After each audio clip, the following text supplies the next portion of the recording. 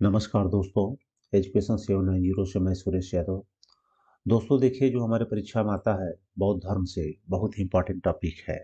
जो भी हम जीएस के प्रश्न जहाँ से बनते हैं उसमें बौद्ध धर्म से एक या दो प्रश्न अवश्य आता है, चाहे जो भी एग्जाम हो। तब इसमें हम देखते हैं जो इसके इम्पोर्टेंट फैक्ट्स हैं और जिसको प्रश्न में रखा जाता है। जैसे देखिए, पहला है बौद्ध धर्म के संस्थापक कौन थे? गौतम बुद्ध। इन्हें एशिया का ज्योति या लाइट ऑफ एशिया कहा जाता है। एशिया के ज्योतिपुंज या लाइट ऑफ एशिया कहा जाता है, इंपॉर्टेंट है। यहाँ से देखिए प्रश्न होता है कि गौतम बुद्ध के जन्म की घटना का प्रतीक क्या है? तो कमल एवं साण। गृह त्याग किससे हुआ है? घोड़ा। ज्ञान पीपल बोधि वृक्ष, पीपल या बोधि वृक्ष। और निर्वाण पद चिन्ह। और मृत्यु स्तूप। मृत्यु क्या हो गया? स्तूप। इसीलिए आजकल बहुत जगह जगह पे आप जो बौद्ध स्तूप पाए जाते हैं वह इनके मृत्यु के प्रतीक चिन्ह है, वह इनके मृत्यु के प्रतीक चिन्ह है। गौतम बुद्ध का जन्म 563 ईसा पूर्व कपिलवस्तु के लुम्बिनी नामक स्थान पर हुआ था। कहाँ हुआ था? लुम्बिनी नामक स्थान पर हुआ था। गौतम बुद्ध का जन्म 563 ईसा पूर्व कपिलवस्तु के लुम्बिनी नामक स्थान पर हुआ था। इनके पिता शुद्धोधन शाक्यगण के मुखिया थे।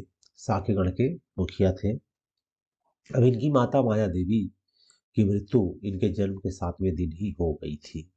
अब इनका लाल पालन की सौतेली माता प्रजापति गौतमी ने किया था। मतलब इनकी यह मौसी थी। क्या थी? मौसी थी। इनके बचपन का नाम सिद्धार्थ था। गौतम बुद्ध का विवाह 16 वर्ष की अवस्था में यशोधरा के साथ हुआ। इनके पुत्र का नाम राहुल था। इंपॉर्टेंट फैक्ट्स हैं, देख लीजिएगा। अब सिद्धार्थ के जीवन में कैसे ज्ञान की तरफ, मार्ग की तरफ ही बढ़े, तो सिद्धार्थ जब कपिल वस्तु की सैर पर निकले तो उन्होंने निम्न 4 दृश्यों को देखा था। ये सीक्वेंस आप सब जरूर याद रखिएगा। बूढ़ा व्यक्ति, बीमार व्यक्ति, शव और एक सन्यासी। ये सीक्वेंस आपको याद रखना है। कई बार इस सीक्वेंस ही पूछ लिया जाता है। बूढ़ा व्यक्ति को दूसरे पर कर देगा और बीमार व्यक्ति को पहले भी। तो ये आप ध्यान रखिएगा कि पहले उनको बूढ़ा व्यक्ति दृश्य में आया था, इसके बाद बीमार व्यक्ति, फिर शव और फिर सन्यासी। सांसारिक समस्याओं से व्यथित होकर सिद्धार्थ ने 29 वर्ष की अवस्था में गृह त्याग किया। कब? 29 वर्ष की अवस्था में गृह त्याग किया, जिसे बौद्ध धर्म में महाभिनिष्क्रमण कहा जाता है। महाभिनिष्क्रमण कहा जाता है, याद रखिएगा, क्योंकि यह भी कई बार पूछा जा चुका है कि गौतम बुद्ध की गृह त्याग की घटना को क्या कहा जाता है। तो ये क्या कहा जाता है?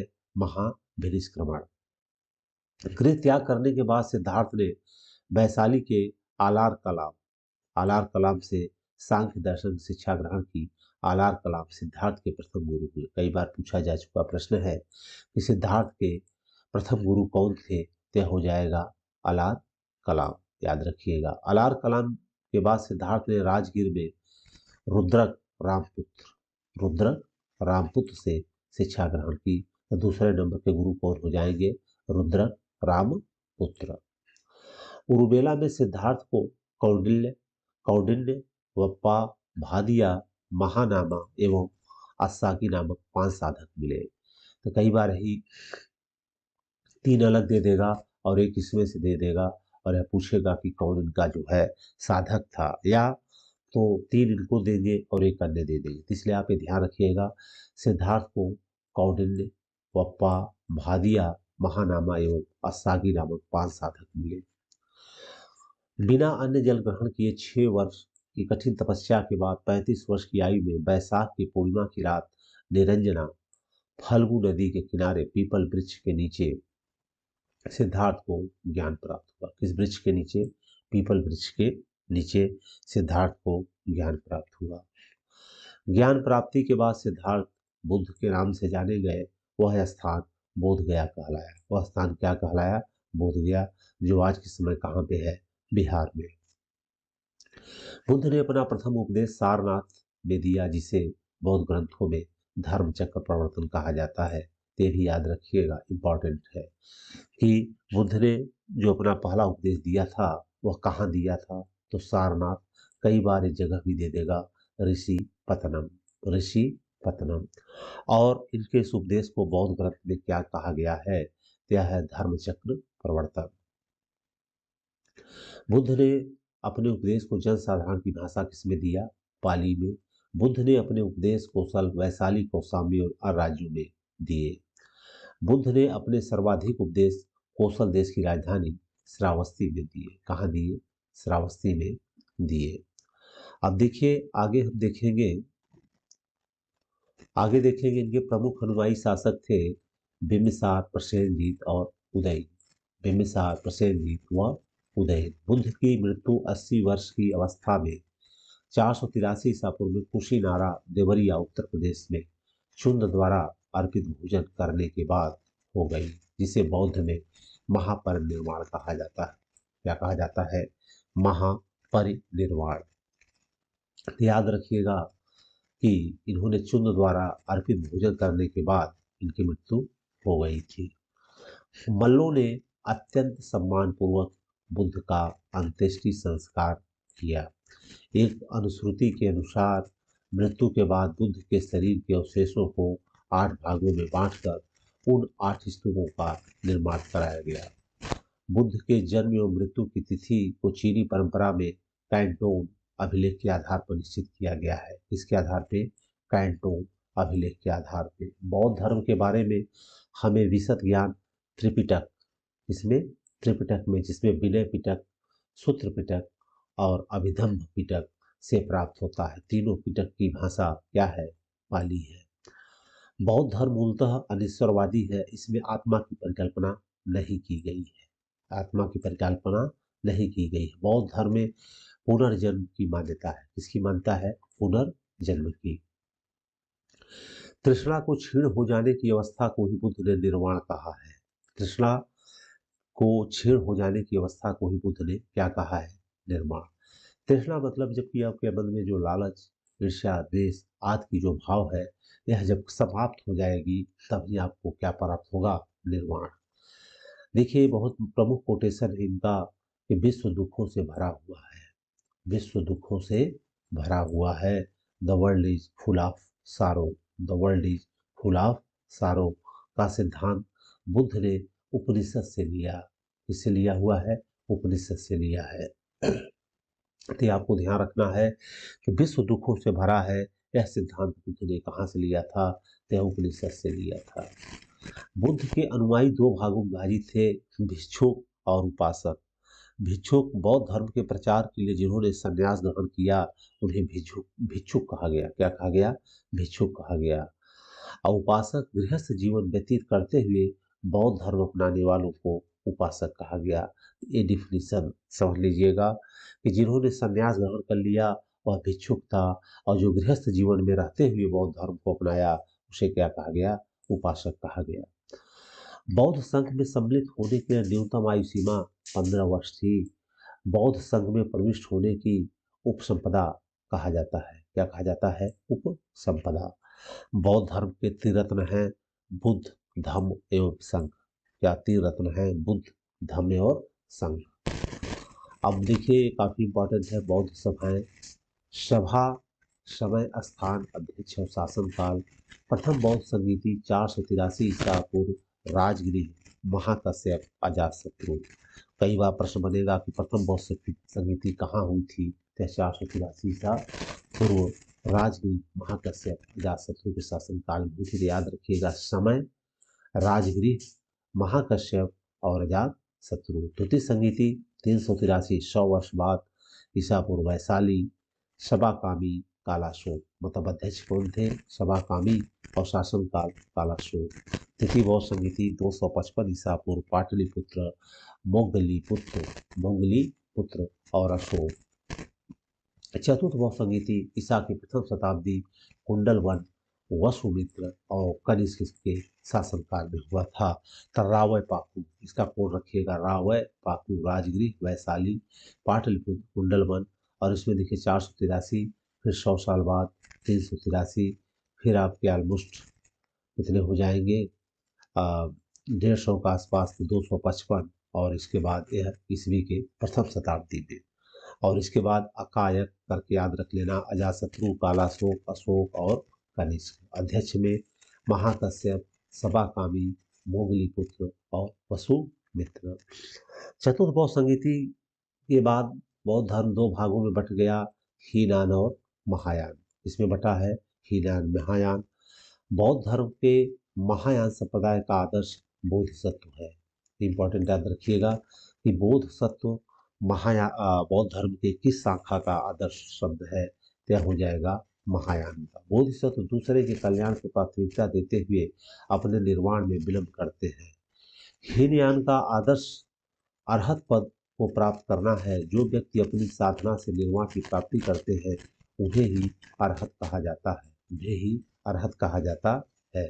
धार्मिक जुलूस का प्रारंभ सबसे पहले बौद्ध धर्म के द्वारा प्रारंभ किया गया। बौद्धों का सबसे पवित्र त्योहार वैशाख पूर्णिमा है, जिसे बुद्ध पूर्णिमा के नाम से भी जाना जाता है। इसका महत्व इसलिए है कि बुद्ध पूर्णिमा के ही दिन बुद्ध का जन्म, ज्ञान की प्राप्ति एवं महापरिनिर्वाण की प्राप्ति हुई थी।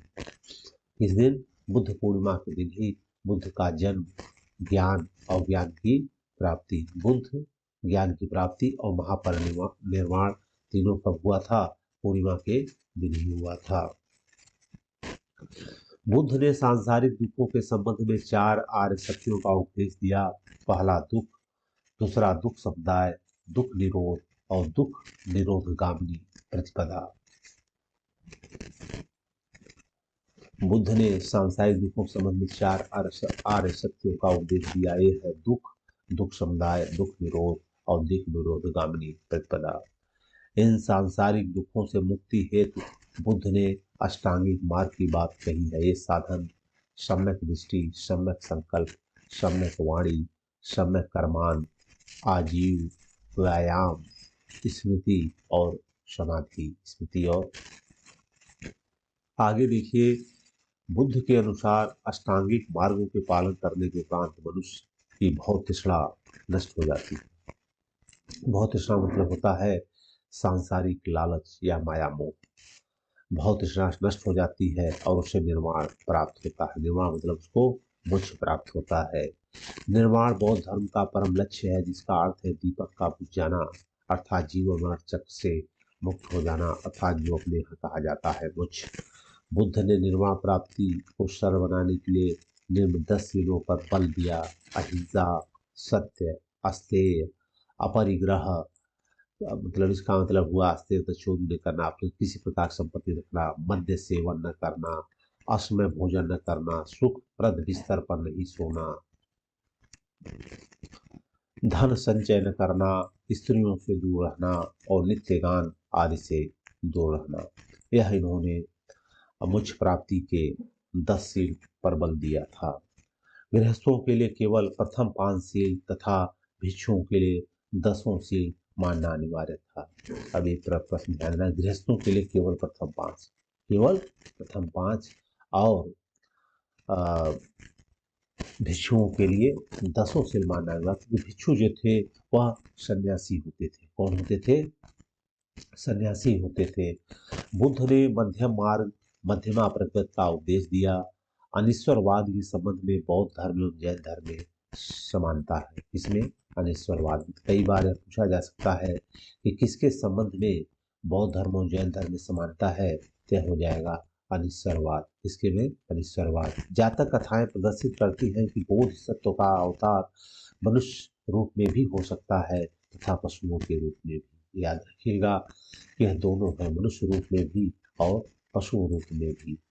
बोधिसत्व के रूप में पुनर्जन्मों की दीर्घ श्रृंखला के अंतर्गत बुद्ध ने शाक्य मुनि के रूप में अपना अंतिम जन्म प्राप्त किया, किंतु इसके उपरांत मैत्रेय तथा अन्य अनाम बुद्ध भी अवतरित होने शेष है। यहाँ किसके रूप में किया था? शाक्य मुनि के रूप में, लेकिन अन्य रूप में अभी भी का उत्पन्न होना बाकी है। जैसे मैत्रेय तथा अन्य अनाम बुद्ध अभी अवतरित होने शेष है। सर्वाधिक बुद्ध मूर्तियों का निर्माण गांधार शैली के अंतर्गत किया गया, लेकिन बुद्ध की प्रथम मूर्ति संभवतः मथुरा कला के अंतर्गत बनी थी। ये याद रखिएगा कि सारी मैक्सिमम मूर्तियां, अधिकतर मूर्तियां गांधार शैली बनी है, लेकिन जो प्रथम मूर्ति थी वह मथुरा कला के अंतर्गत बनी थी। तिब्बत, भूटान, पड़ोसी देशों में बौद्ध धर्म का प्रचार पद्म संभव गुरु ऋण 5 ने किया था। पद्म संभव मतलब गुरु ऋण 5 ने किया। इनका संबंध बौद्ध धर्म के वज्रयान शाखा से था। इनकी 123 फीट ऊंची मूर्ति हिमाचल प्रदेश रेवालसर झील में है। कौन सी झील में है? रेवालसर झील में है। और जो वज्रयान शाखा है यह तंत्र से संबंधित थी, मतलब कि जादू टोना आदि इसमें चलता था, वज्रयान में चलता था। अब नोट में देखिए, भारत में उपासना की जाने वाली प्रथम मूर्ति संभवतः बुद्ध की थी। इसकी थी? बुद्ध की थी। आगे देखिए, भारत के महत्वपूर्ण बौद्ध मठ, यहाँ से भी प्रश्न कई बार पूछा हुआ है और यह आया हुआ है कौन सा? नामग्याल मठ। नामग्याल मठ यह कहाँ पे है? धर्मशाला हिमाचल प्रदेश में। टाबो मठ तबो गांव में है। हेमिस लद्दाख में। थिकसे लद्दाख में। सासुर लाहुल मिंडरालिंग देहरादून। रूमटेक गंगटोक तवांग मठ अरुणाचल प्रदेश। नामड्रालिंग मठ मैसूर। बोधिमंडा बोधगया। तो दोस्तों इसमें देखिए टाम्बो और नामग्याल ये दोनों आया हुआ है, इसको आप सभी स्टार बना लीजिएगा। कि टाम्बो मठ तबो गांव स्पीति घाटी हिमाचल प्रदेश में और नामग्याल मठ धर्मशाला हिमाचल प्रदेश में। ये प्रश्न बन चुका है। तो दोस्तों आज ये बुद्ध से महत्वपूर्ण प्रश्न थे और यहाँ से प्रश्न एग्जाम में काफ़ी बनता है। और अच्छा लगा है तो वीडियो को आप सबसे लाइक किया करिए और दोस्तों में इसको ज़्यादा से ज़्यादा शेयर करिए। और अगर हमारे चैनल सब्सक्राइब नहीं करिए तो उसको सब्सक्राइब कर लीजिए। बाकी जय हिंद जय भारत। कल मिलेंगे फिर हम नेक्स्ट वीडियो के साथ।